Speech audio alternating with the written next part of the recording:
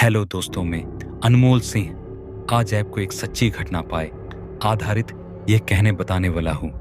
और इस चैनल को लाइक एंड सब्सक्राइब करके बेल आइकन ऑल पर सिलेक्ट कर लीजिए। तो चलते हैं अपने रियल इंसिडेंट पर। यह रियल इंसिडेंट उत्तर प्रदेश क्या बंद से है। रात के ठीक 12:17 थे।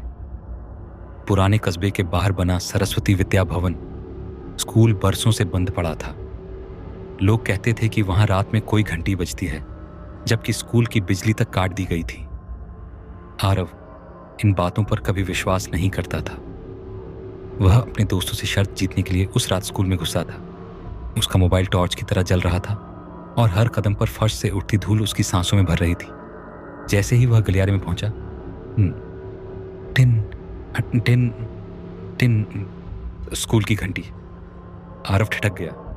हवा होगी, उसने खुद से कहा, लेकिन उसकी आवाज कांप रही थी। वह धीरे धीरे आगे बढ़ा।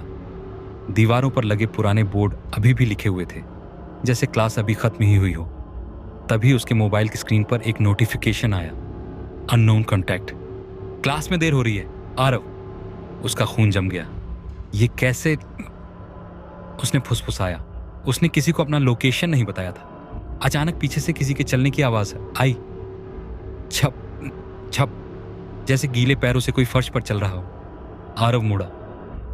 कोई नहीं था, लेकिन दीवार पर उसकी परछाई के अलावा एक और परछाई थी। वह परछाई हिल रही थी।